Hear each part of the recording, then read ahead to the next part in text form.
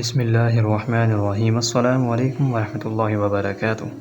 امید کرتا ہوں سامعین کرام آپ خیر و عافیت سے ہوں گے اور ایمان کی تازگی سے منور بھی ہوں گے انشاءاللہ تعالی۔ 3000 درہم کا قرض کیسے ادا ہوا؟ جذب القلوب میں ایک نیک آدمی کی حکایت بیان کی گئی ہے کہ اس پر 3000 درہم قرضہ تھا۔ قرض خواہوں نے اسے بڑا تنگ کیا، بعض نے عدالتوں میں دعوے کر دیے۔ قاضی نے اسے 1 ماہ کی مہلت دی کہ جہاں کہیں سے بھی ہو سکے روپے لا کر قرض بے باک کرو۔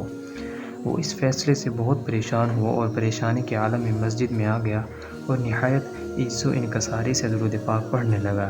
اس مہینے کی 27ویں رات اس نے خواب میں دیکھا ایک شخص اسے کہہ رہا ہے کہ اٹھو اور اس ملک کے وزیر کے پاس جاؤ، اسے کہو سید الرسل جناب رسول پاک صلی اللہ علیہ وآلہ وسلم نے حکم دیا ہے کہ میرا 3000 قرض ادا کرو۔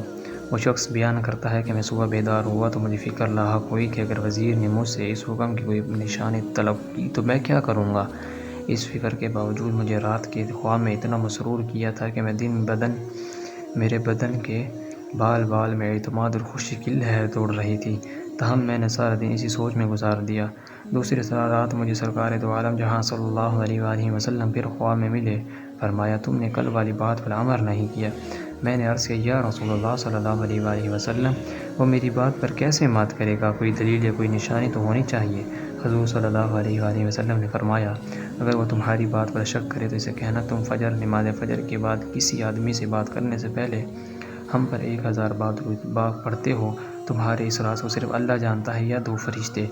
وہ شخص دوسرے روز وزیر کے دربار میں پہنچا اور اسے خواب کا واقعہ بیان کیا۔ وزیر نے سنتے ہی اسے مرحبا کہا اور گلے لگا لیا۔ حضور نے سچ فرمایا ہے، 3000 درہم کے بدلے 9000 درہم پیش کر رہا ہوں۔ 3000 قرض خواہوں کے ادا کر دو، 3000 اپنے اہل و عیال پر خرچ کرو اور 3000 سے کوئی کاروبار کرو، لیکن مجھے کبھی کبھی ملتے رہا کرو، تمہارے ملنے سے مجھے راحت ہوتی ہے۔ دل پر دی جو خبر لیا ون سکتی پیارے سوئی، سگ لیلا در مجنونو پچھ غیر نہ جانے کوئی، صلی اللہ علیہ وآلہ وسلم۔ وہ شخص 3000 روپیہ لے کر قاضی کی عدالت میں حاضر ہوا اور قرضہ عدالت میں ادا کر دیا۔ ساتھ اس نے قاضی کو واقعہ اور اس پر وزیر کا عمل سنا دیا۔ قاضی نے اسی وقت کہا تمہارا قرضہ اب میرے ذمہ ہے، اسے میں ادا کروں گا۔ لیکن جب قرض خواہوں نے یہ واقعہ سنا تو انہوں نے عدالت میں اعلان کیا کہ ہم قرض سے دستبردار ہوتے ہیں، ہم اللہ اور اس کے رسول صلی اللہ علیہ وآلہ وسلم کے لیے اس شخص کا قرضہ معاف کرتے ہیں۔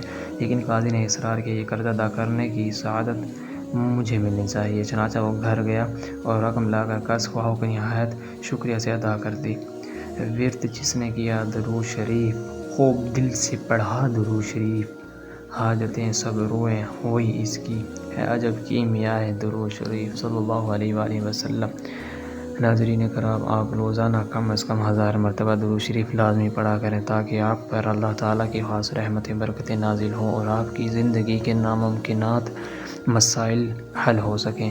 باقی آپ مجھے اپنی دعاؤں میں یاد رکھیے گا۔ مجھے اجازت دیجیے، اللہ حافظ، جزاک اللہ خیرا۔